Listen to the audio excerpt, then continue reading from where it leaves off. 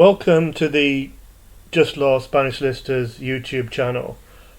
In this video, I'm going to talk about Autonomo against limited company in Spain, the advantages and the disadvantages. In Spain, Autonomo is like being self-employed in England, freelancer perhaps in America, other English-speaking countries, I don't know. This is a presentation I gave at the Just Law Spanish Solicitors, a Tiny Fish Digital Marketing Business Breakfast in Marbella on the 11th of March 2020, and I'm recording it for the YouTube channel on the 12th of March 2020. So like everything, this is just an overview. It's not legal advice. It's just an idea that you can see. Is Autonomo best for you in Spain, or is limited company best for you in Spain?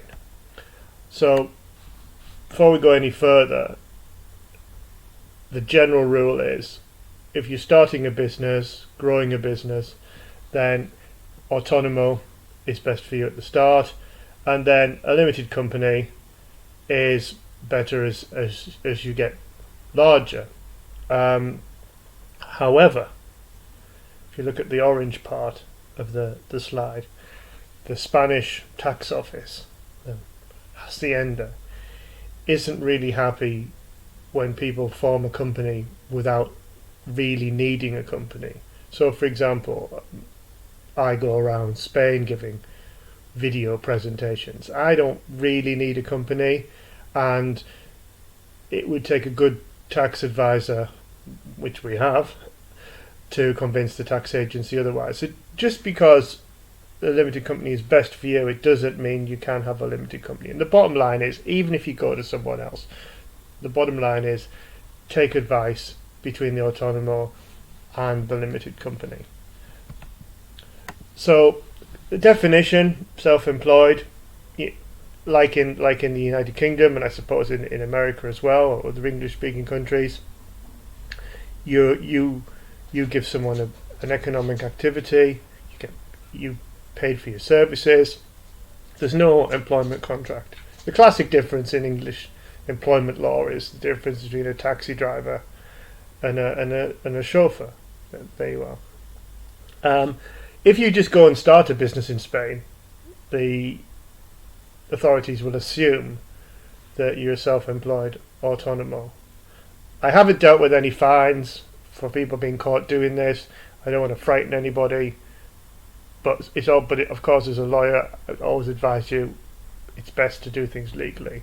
Then the limited company is like it is in the UK, America maybe, where you invest share capital, the assets of the directors, the personal assets of the directors are protected. The classic case of limited liability, the veil of incorporation. I will go on and speak about this because it's not always the case that the personal assets of the directors are protected. Here we attempt to discuss the fees for registration of a limited company and self-employed, and it would vary between lawyer to lawyer. The notary fees can change, the registry fees can change. So really this is just a sort of ballpark. We can help you. You could email us at info@justlaw.es. You could speak to our tax advisor, or say you can choose any legal person you want. I mean, I would advise that it's a lawyer, and you get a list of lawyers from the local bar association or the British consulate. What's interesting is if you're a limited company, you have more negotiating powers with banks and other large companies. So there you are. Feel free to pause that, obviously, and you can see the costs. The general rule, as it is all over the world, is the shareholders are just limited to the amount of money they invest in shares. Once that's gone, their personal assets are protected. You can lose everything or you can win. Directors, again, their assets are protected unless they've done something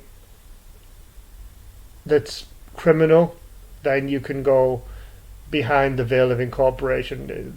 Old English case Solomon and Solomon. Pierce established limited liability, but the veil of incorporation, the legal entity can be pierced. So, for example, if you have someone forms a company, and the whole purpose of that company is somehow fraudulent, to order goods, get services done without paying, then it's possible that the veil of incorporation can be lifted, and the creditors, investors, can come after the director's personal assets. And it just those specialists, we've done cases like this, and we've won cases like this. So just because, like I said before, just because it's a limited company doesn't mean that it's protected from creditors going after the personal assets of the directors. Now, as for the costs, the ongoing costs, Social Security, English viewers may be surprised, but even if you don't make any money in Spain, you still have to pay your Social Security contribution. So you have to be pretty certain that the business is going to make you some money. But the plus side is, of course, you get a pension based on your Social Security contributions. So limited liability and self-employed, autonomo, exactly the same. Obviously, for a limited liability company, there's no personal income tax because it's a separate legal entity. And then for the self-employed, there's a scale. Now, if you look here, up to €12,450, you pay 19%. But if you earn 20,000, you don't pay 24%. You pay 24% on the difference between 12,450 and 20,200, and so on. For a company, the first 2 years you pay 15%, and then after that you pay 25%. And 40 or 50,000, it's best to have a company. So, like I said in the opening slide, Autonomo at the start, pretty much, you have to be pretty sure and optimistic you're going to make €250 a month to pay the Social Security. But when you get bigger, 40, 50,000 income, then go through a limited company. And of course, with a limited company, you can deduct more things compared to the self-employed Autonomo. The maintenance costs, the sort of ongoing professional costs, again, it's difficult to pin it down to a figure, but for a company it's 90 to 200 a month, and for the self-employed 60 to 120 a month. But this is going to change between areas of Spain, lawyers, or indeed you might be able to do it yourself. Then there's a list of what books you need. I mean, that's pretty straightforward. Again, if you're a limited company, you do have to pay the Autonomo as well, like I said in the previous slide, but your salary would be a deductible expense. So again, feel free to pause that. They're all written here, and you can see the tax benefits. If we look at the comparison of the tax benefits, then, for example, you can avoid double taxation with dividends. You can have a tax deduction for investing in research and development, creating employment. Those are the tax rates that we talked about: 15% of the profit and 25% charity donations. And for Autonomo, self-employed, you can see here you can make some deductions. Just because you think you have a better deal if you get taxed with your spouse, it's not absolutely certain. Again, take advice from someone regarding that. Anyone, it doesn't have to be us.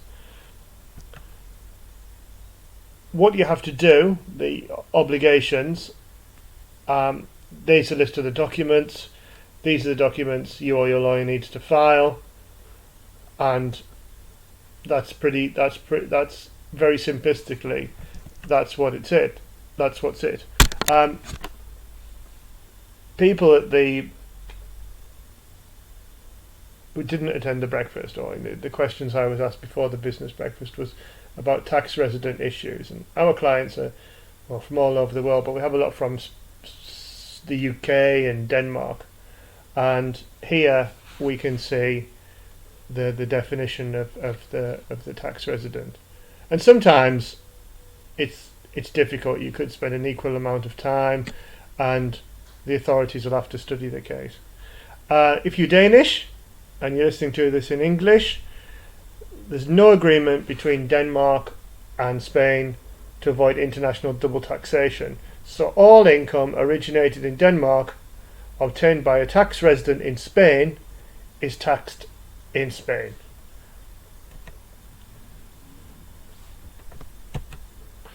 So again, on this slide we talk about the number of days you need to be in Spain to be a tax resident, and where the business is can form part of the decision as to where you taxed.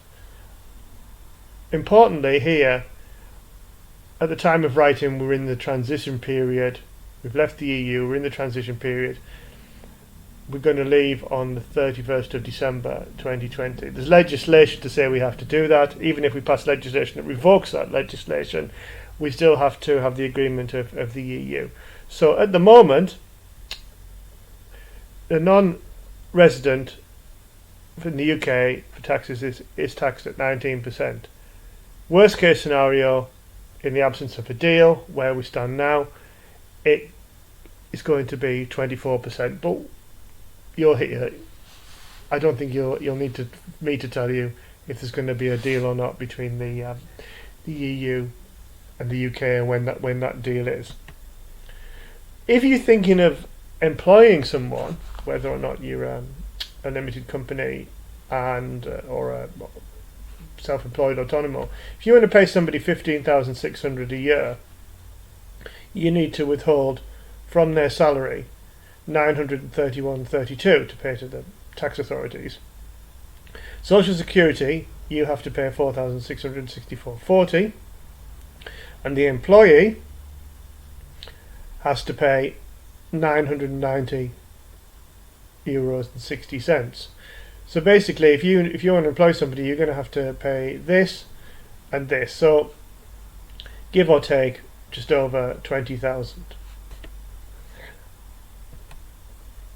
And basically that's it. If you have any tax queries or any other legal queries for matters arising in Spain or internationally that involve Spain, have a look at our website, www.justlaw.es. If you need any digital marketing, then Tinyfish.